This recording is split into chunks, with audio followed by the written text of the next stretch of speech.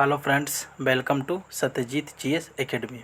आज की इस वीडियो में हम बिहार दरोगा और बीपीएससी 67 के लिए मॉक टेस्ट नंबर 24 लेकर आए, जिसके सारे प्रश्न बहुत महत्वपूर्ण होंगे। इससे पहले हमारे चैनल पर मॉक टेस्ट नंबर 1 से लेकर 23 तक अपलोड है। अगर आप लोगों ने वीडियो नहीं देखा तो चैनल के प्लेलिस्ट में जाकर वीडियो देख सकते हैं। बिहार दरोगा का करके एक प्लेलिस्ट बनाया गया है जिसमें सारा वीडियो है, आप जाकर देख सकते हैं। वीडियो के एंड तक बने रहें और लास्ट में अपना स्कोर कमेंट जरूर करें कि आपके कितने प्रश्न सही होते हैं। तो आइए वीडियो की शुरुआत करते हैं। भारहूत स्तूप का निर्माण किसने करवाया था? इम्पोर्टेंट होगा। भारहूत स्तूप का निर्माण किसने करवाया था? तो भारहूत स्तूप का निर्माण पुष्यमित्र शुंग ने करवाया था। ऑप्शन सी सही होगा, पुष्यमित्र शुंग ने करवाया था। पुष्यमित्र शुंग की बात करें तो ये शुंग वंश का संस्थापक है। ये शुंग वंश का संस्थापक है और ये ब्राह्मण था। ये एक ब्राह्मण जाति का था, फिर भी इसने शुंग वंश की स्थापना किया था। बढ़ते हैं आगे। निम्न में गलत कथन को चुने। गलत कथन को चुनना कि इनमें से कौन सा कथन गलत है? कर्ण वंश का स्थापना वासुदेव ने किया था। बिल्कुल सही है, कर्ण वंश के संस्थापक वासुदेव हैं। कर्ण वंश का अंतिम शासक सुशर्मा है।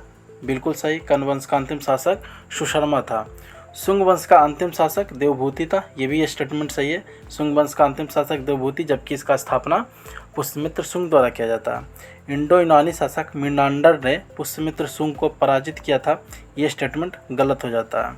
मिनांडर ने पुष्यमित्र शुंग को पराजित नहीं किया था, बल्कि पुष्यमित्र शुंग ने मिनांडर को पराजित किया था। पुष्यमित्र शुंग ने मिनांडर को पराजित किया था। तो ये ऑप्शन आपका गलत हो जाता है। ऑप्शन डी यहाँ पे सही हो जाएगा।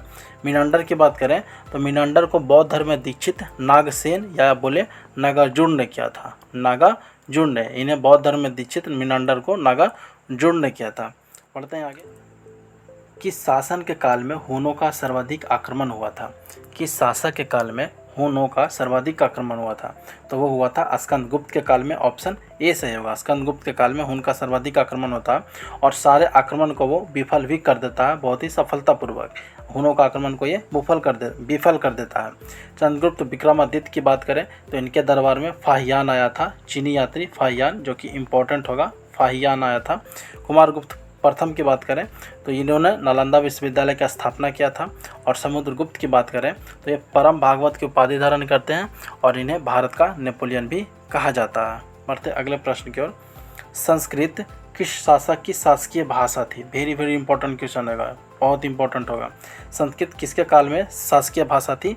तो वो गुप्तों के काल में थी। ऑप्शन ए सही होगा। गुप्त का जो राजकीय भाषा था वो था संस्कृत। बढ़ते हैं आगे। हर्षवर्धन के समय सूती वस्त्रों के निर्माण के लिए कौन स्थान प्रसिद्ध था? कहाँ पे सूती वस्त्रों का निर्माण बहुतायत मात्रा में होता था? तो वो मथुरा में होता था। ऑप्शन ए सही होगा। मथुरा में सूती वस्त्रों का निर्माण के लिए प्रसिद्ध था। पढ़ते हैं आगे। निम्न में कौन पार्थिव या आंतरिक ग्रह है? पार्थिव या आंतरिक ग्रह है तो इनमें जो पार्थिव और आंतरिक ग्रह है वो है मंगल। ऑप्शन बी सही होगा, मंगल।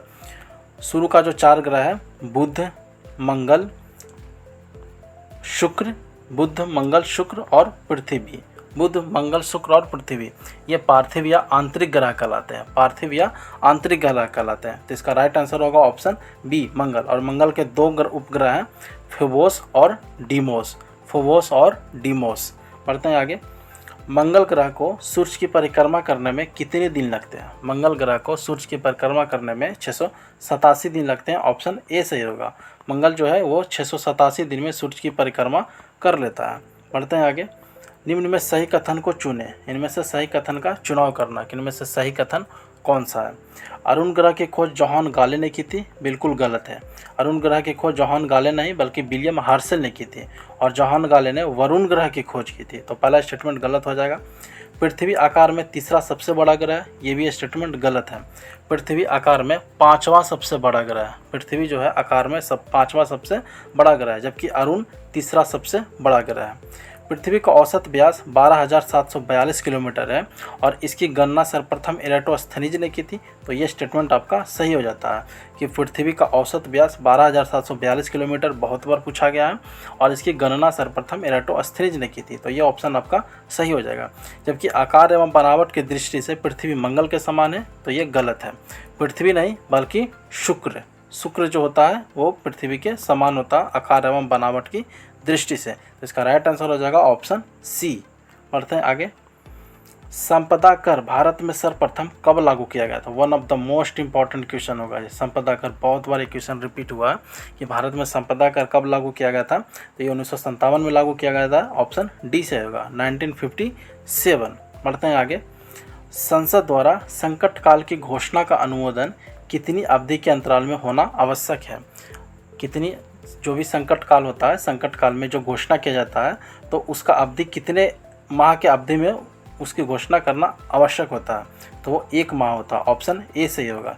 1 माह के अंदर अगर जो इसकी घोषणा नहीं होती है तो वो स्वतः ही समाप्त हो जाता है। बढ़ते हैं आगे। आपातकाल में किस राज्य की विधानसभा की अवधि बढ़ाया जा सकता है? आपातकाल में किसी राज्य की विधानसभा की अवधि बढ़ाई जा सकती है। तो किसके द्वारा? तो वो संसद के द्वारा बढ़ाई जा सकती है। ऑप्शन सी सही होगा। आपातकाल में जब भी अवधि बढ़ाना होता है, आपातकाल 352 के तहत लगाया जाता है, आर्टिकल नंबर 352। और जब 352 लगा हुआ था तो किसी राज्य की विधानसभा की अवधि को वो संसद द्वारा बढ़ाया जा सकता है। बढ़ते हैं अगले प्रश्न की ओर। विश्व का सबसे बड़ा द्वीप कौन है? विश्व का सबसे बड़ा द्वीप कौन है? और ये one of the most important question होगा। ये क्वेश्चन बहुत बार रिपीट होता है। तो विश्व का सबसे बड़ा जो द्वीप होता है वो होता है ग्रीनलैंड। ऑप्शन ए से होगा। विश्व का सबसे बड़ा द्वीप ग्रीनलैंड। जबकि न्यू गिनी विश्व का दूसरा सबसे बड़ा द्वीप है। बोर्नियो विश्व का तीसरा सबसे बड़ा द्वीप है। और मेडागास्कर विश्व का चौथा सबसे बड़ा द्वीप है। तो चारों द्वीप इंपॉर्टेंट होगा। कभी कभी इसका अरेंज सरियाने के लिए दे देता है कि कौन सा द्वीप सबसे बड़ा, फिर उसके बड़ा, फिर उसके बड़ा। तो जो ग्रीनलैंड है वो फर्स्ट में आता है, न्यू गिनी सेकंड में, बोर्नियो थर्ड में और मेडागास्कर फोर्थ में। पढ़ते हैं आगे। कार्यपालिका का न्यायपालिका से पृथक्करण का सिद्धांत संविधान के किस भाग में वर्णित है? कार्यपालिका का न्यायपालिका से जो पृथक्करण होता है तो वो किसके अंतर्गत होता है? और ये होता है 50, आर्टिकल नंबर 50 के अंतर्गत। और ये राज्य के नीति निर्देशक तत्व का भाग है। तो ऑप्शन ए सही हो जाएगा। राज्य के नीति निर्देशक तत्व के अंदर कार्यपालिका का न्यायपालिका से पृथक्करण होता है। बढ़ते हैं आगे।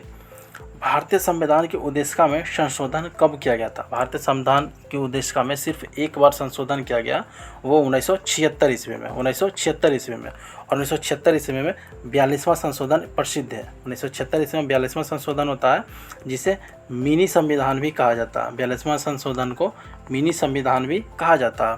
और इसी समय संविधान में प्रथम बार यानी उद्देशिका में प्रथम बार संशोधन किया गया था। बढ़ते हैं आगे। भारत में संघ राज्यों का प्रशासन किसके द्वारा किया जाता है? भारत में जो संघ राज्य होता है, यूनियन टेरिटरी, इसका प्रशासन किसके द्वारा किया जाता है? तो इसका प्रशासन राष्ट्रपति द्वारा किया जाता है। ऑप्शन बी सही होगा, राष्ट्रपति के द्वारा। बढ़ते हैं आगे। और अभी वर्तमान में जो संघ राज्य क्षेत्र है वो टोटल 8 है। बढ़ते हैं आगे। निम्न में कौन अर्धचालक नहीं है? अर्धचालक नहीं है तो आर्सेनिक अर्धचालक नहीं है। ऑप्शन डी सही होगा। शेष जर्मेनियम, सिलिकॉन, सिलेनियम ये तीनों अर्धचालक की श्रेणी में आती है। किसमें नाभिक नहीं होता है? किसमें है जो नाभिक नहीं होता है? तो जीवाणु में नाभिक नहीं पाया जाता। ऑप्शन ए सही होगा। और ये क्वेश्चन बहुत बार रिपीट हुआ। डायरेक्ट क्वेश्चन पूछा जाता है कि जीवाणु किसमें नहीं पाया जाता, नाभिक किसमें नहीं पाया जाता, तो जीवाणु में नाभिक नहीं पाया जाता। बढ़ते हैं आगे। निम्नलिखित में से किस खनिज में ऑक्सीजन नहीं होती है? किस खनिज में ऑक्सीजन नहीं होती है? तो इसका आपको सूत्र याद करना होगा। अगर जो सूत्र आपको याद है तो आप आसानी से किसमें ऑक्सीजन नहीं है बता सकते हैं। तो क्रायोलाइट की बात करें तो क्रायोलाइट का सूत्र होता है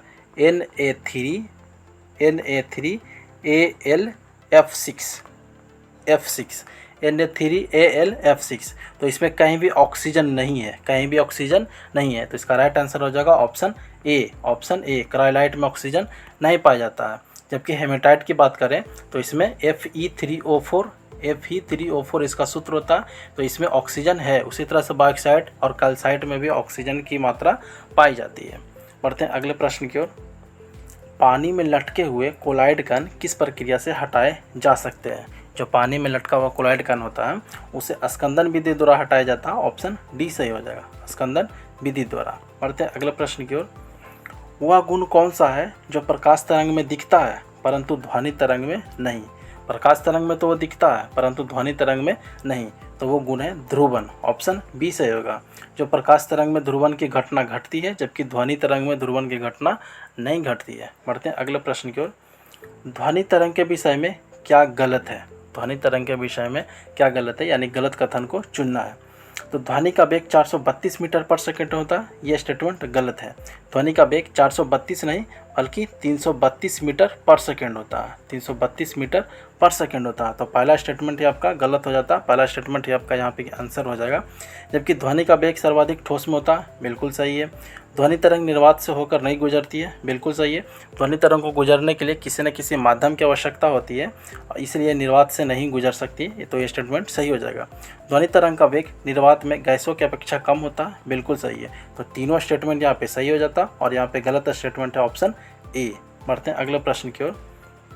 नागरिक सेवाओं के लिए प्रतियोगी परीक्षा प्रणाली के सिद्धांत को कब स्वीकार किया गया? यानी सीधे डायरेक्ट क्वेश्चन पूछ रहा है कि भारत में प्रतियोगी परीक्षा को कब से शुरू किया गया था। तो भारत में प्रतियोगी परीक्षा को 1853 में शुरू किया गया था, ऑप्शन सी सही होगा। और इस समय भारत का गवर्नर जनरल लॉर्ड डलहौजी होता है, लॉर्ड डलहौजी, और इसी काल में 1853 में भारत में प्रतियोगी परीक्षा प्रणाली की शुरुआत होती है। दोस्तों अगर ये क्वेश्चन आपको अच्छे लग रहे हो, वीडियो पसंद आ रहा हो तो वीडियो को लाइक कीजिए, दोस्तों के साथ शेयर कीजिए और चैनल को सब्सक्राइब करके जरूर रखें। बढ़ते हैं आगे। शिक्षा के क्षेत्र में सुधार हेतु ब्रिटिश सरकार ने सेटलर विश्वविद्यालय आयोग कब गठित किया था? वेरी इंपॉर्टेंट क्वेश्चन होगा। सेटलर विश्वविद्यालय कब गठित किया गया था? तो ये 1917 में गठित किया गया था, ऑप्शन बी सही होगा। इस समय भारत का जो वायसराय होते हैं चेम्सफोर्ड होता है, इसी के काल में विश्वविद्यालय आयोग यानी जो सेटलर विश्वविद्यालय आयोग होता है उसका गठन किया जाता है 1917 ईस्वी में। बढ़ते हैं आगे। महारानी विक्टोरिया ने भारतीय शासन को ब्रिटिश क्राउन के नियंत्रण में लेने के लिए कब घोषणा किया था? जो महारानी विक्टोरिया होती है, जो भारतीय शासन जो होता है वो ब्रिटिश क्राउन यानी वायसराय के अधीन कब करता है? तो ये किया जाता है 1858 ईस्वी को, ऑप्शन डी सही होगा। 1 नवंबर 1858 ईस्वी को इलाहाबाद में लॉर्ड कैनिंग तत्कालीन वायसराय, चूँकि 1858 ईस्वी से ही भारत का गवर्नर जनरल वायसराय कहलाने लगता है और प्रथम वायसराय लॉर्ड कैनिंग बनते हैं, वही इस घोषणा को पढ़ते हैं और इसी घोषणा के तहत जो भारतीय शासन होता है वो सीधे ब्रिटिश क्राउन के नियंत्रण में आ जाता है। तो इसका राइट आंसर हो जाएगा ऑप्शन डी। बढ़ते हैं आगे। भारत में प्रथम रेलवे लाइन किस गवर्नर जनरल के काल में बिछाई गई थी? भारत में जो प्रथम रेलवे है वो बम्बई से थाने के बीच में चला था, बम्बई से थाने के बीच में चला था, लगभग में 34 किलोमीटर, लगभग में 34 किलोमीटर। तो ये किसके काल में चलाया गया था? तो ये लॉर्ड डलहौजी के काल में चलाया गया था, ऑप्शन डी सही होगा, लॉर्ड डलहौजी के काल में। बढ़ते हैं आगे। राजस्थान के मियाँ का बाड़ा, राजस्थान के मियाँ का बाड़ा रेलवे स्टेशन था जिसका नाम बदलकर क्या रखा गया? राजस्थान में एक मियाँ का बाड़ा रेलवे स्टेशन था तो इसका नाम बदलकर महेश नगर रखा गया, ऑप्शन ए सही होगा, महेश नगर। बढ़ते हैं आगे। 21वीं सदी के सबसे महान बल्लेबाज कौन चुने गए? वेरी इंपॉर्टेंट क्वेश्चन होगा ये। 21वीं सदी के सबसे महान बल्लेबाज कौन चुने गए? तो वो सचिन तेंदुलकर, भारत के little master blaster Sachin Tendulkar, option D सही होगा, सचिन तेंदुलकर। टोक्यो ओलंपिक 2021 से हटने वाला पहला देश कौन बना था? टोक्यो ओलंपिक जो 2020 में होना था लेकिन कोविड-19 की वजह से ये अभी वर्तमान में जापान के टोक्यो शहर में चल रहा है, तो इससे हटने वाला विश्व का पहला देश कौन बना था? तो वो उत्तर कोरिया बना था, ऑप्शन ए सही होगा, उत्तर कोरिया। बढ़ते हैं आगे। भारत की सबसे कम उम्र की महिला पायलट कौन बनी है? भारत की सबसे कम उम्र की महिला पायलट आयशा अजीज बनी है, ऑप्शन डी सही होगा, और ये जम्मू एंड कश्मीर की रहने वाली है, जम्मू और कश्मीर। बढ़ते हैं आगे, जो कि आज का हमारा आखिरी प्रश्न होगा। टू कलर्स नामक पुस्तक के लेखक कौन है? टू कलर्स नामक पुस्तक के लेखक कौन है? तो जो टू कलर्स बुक है वो एडम गिलक्रिस्ट का है, ऑप्शन बी सही होगा। ये ऑस्ट्रेलिया के पूर्व विकेट कीपर बल्लेबाज है, इन्होंने ही टू कलर्स नाम का पुस्तक को लिखा है। तो दोस्तों ये 30 प्रश्नों का जो क्वेश्चन है वो सीरीज यहीं समाप्त होता है। आउट ऑफ 30 में आपका स्कोर कितना रहा, अपना स्कोर कमेंट जरूर करें कि 30 प्रश्नों में आपके कितने प्रश्न सही हुए। और ये क्विज का प्रश्न है जिसका जवाब आपको कमेंट में देना। पंबन बंदरगाह किस राज्य में स्थित है? पंबन बंदरगाह किस राज्य में स्थित है? तो दोस्तों ये वीडियो यहीं समाप्त होता है। आपको वीडियो कैसा लगा अपना महत्वपूर्ण सुझाव जरूर दें और वीडियो पसंद आया तो इसे लाइक शेयर और सब्सक्राइब जरूर करें। धन्यवाद।